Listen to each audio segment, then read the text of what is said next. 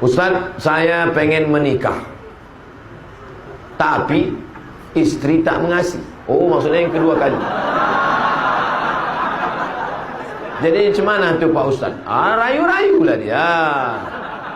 Adinda, mau kau masuk surga tanpa haji, tanpa umroh, tanpa amal? Kau lakukan amal ni, langsung kau masuk surga.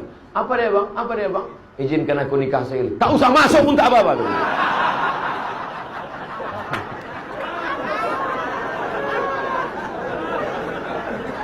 Itu dia tadi bukan nanya, dia mancing-mancing aja. Mengapa surat Al-Fatihah disusun paling pertama dalam Quran? Padahal surat pertama turun kan Al-Alaq. Iya juga.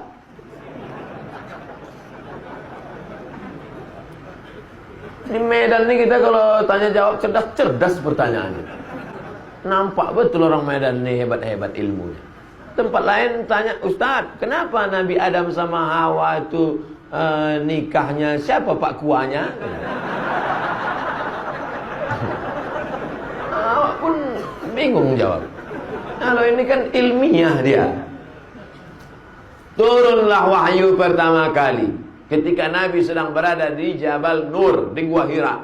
Iqra bismi rabbikal ladzi khalaq, khalaqal insana min 'alaqin, iqra wa rabbukal akramul ladzi 'allama bil qalam, 'allamal insana ma lam ya'lam. Nabi pun menggigil kedinginan, turun ke bawah sampai di bawah, lalu kemudian dia minta kedinginan diselimuti oleh Khadijah. Ketika sedang diselimuti turun ayat, ya ayyuhal muddatsir, hai orang berselimut, bangun, fa'anzir, beri peringatan. Lalu dia pun disuruh beri peringatan. Siapa yang mesti diberi peringatan? Turun yang ketiga, wa anzir ashiratakal aqrabin, berilah peringatan kerabat-kerabat dekatmu. Dipanggillah pakciknya, pamannya, bibinya semua, dibawanya ke depan bukit Jabal Sofa, Jabal Marwah. Bukit Sofa, Bukit Marwah. Nabi pun naik ke atas bukit Sofa. Sampai di atas bukit Sofa, Nabi berkata kepada orang Makkah, hai penduduk Makkah, kalau ku katakan di belakang Jabal Abi Quwais ini ada kafir musyrik yang mau menyerang kita, apakah kalian percaya? Sadaqnaka, kami percaya ya Rasulullah. Kalau ku katakan di belakang ini ada musuh mau menghancurkan Makkah, apa kalian percaya? Kami percaya ya Rasulullah. Kalau ku katakan aku sudah dapat wahyu dari Jibril, aku nabi, kalian percaya? Datang Abu Lahab, tabban laka ya Muhammad, celaka kau Muhammad. Turun ayat, tabbat yada abi lahabi wa tabba, ma aghna anhu maluhu wa ma kasab, sayasla naran dzatal lahab wa imra'atuhu hammalatal hatab. Jadi kalau begitu susunan Al-Qur'an, yang pertama Iqra, yang kedua ya ayyuhal muddatsir, yang ketiga wa anzir ashiratakal aqrabin, yang keempat tabbat yada abi lahabi wa tab. Pas kita buka Quran sekarang di Medan, yang pertama Al-Fatihah, yang kedua Alif Lam Mim. Jadi Quran mana Quran Medan nih? Quran yang ada di Lauhil Mahfuz, fi Lauhim Mahfuz, yang ada di Lauhim Mahfuz itu susunannya pas macam susunan yang ada di Medan. Al-Fatihah, Al-Baqarah, Ali Imran, An-Nisa, Al-Maidah. Susunannya pas. Lalu kemudian turun ke tempat transit namanya Baitul Izzah.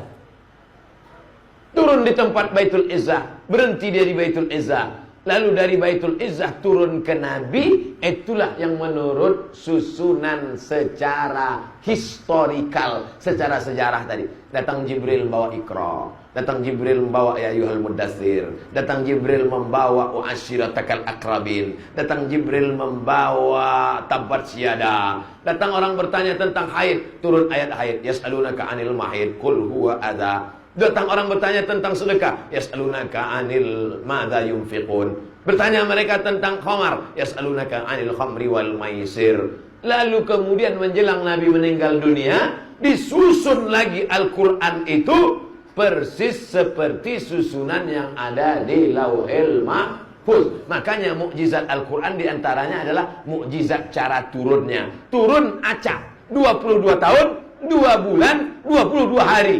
22 tahun, 2 bulan, 22 hari. Susunnya acak kadut kacau balau. Tapi bisa disusun ulang sebelum Nabi meninggal, persis seperti susunan yang ada di Lauhil Mahfuz. Jelas?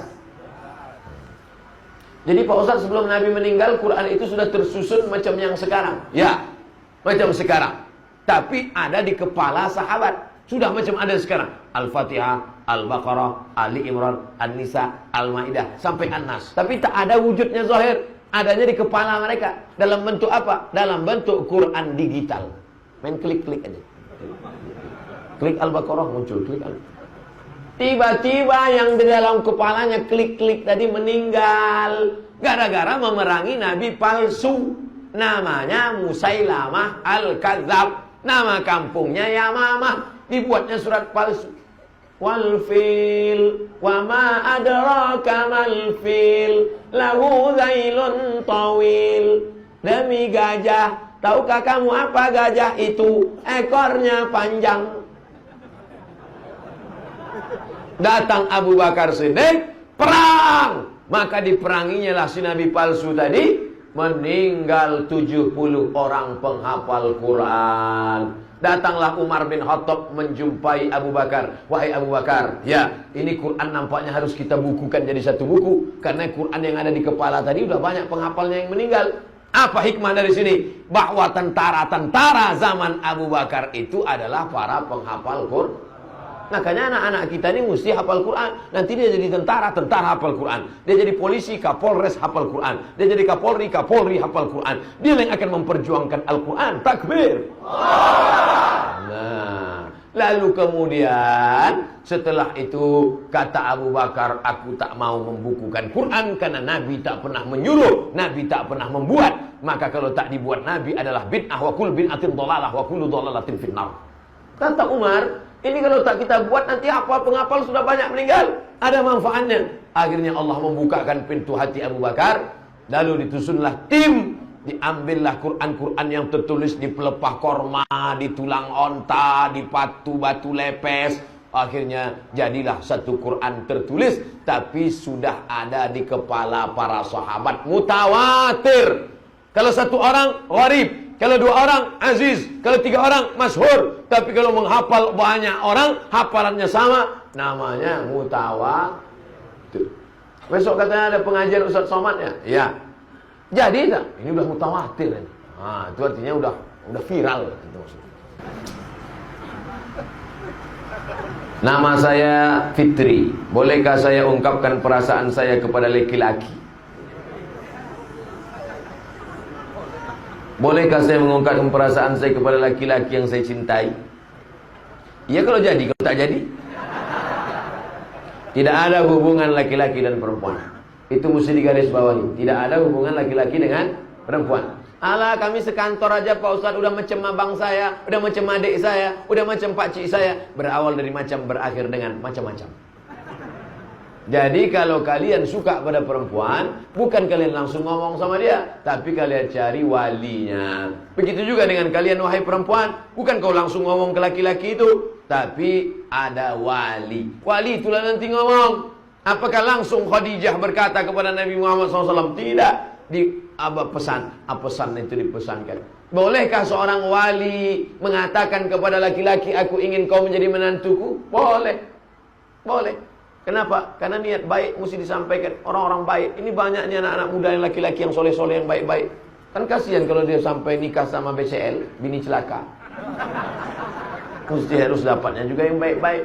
Oleh sebab itu maka tidak ada hubungan laki-laki dengan perempuan. Kalian kalau suka, sampaikan kepada walinya. Wali perempuan itu ada 6. Wali perempuan ada 6. Ayah, kakek, abang, adik, abang ayah, adik ayah. Mereka ini yang bicara. Anakku, iya ya, itu ada orang bertamu di luar, mau menengok kau. Kalau dia setuju, diam. Karena dalam hadis dikatakan suku alamatur ridha. As-sukun alamatur ridha. Diamnya anak gadis itu tanda dia suka. Itu ada anak mau nikah sama diamnya. Itu tanda suka. Anak gadis zaman dulu. Zaman sekarang mau jawab iya aja atau iya banget ya. Nah, begitu juga wali tadi. Nampaknya anak gadis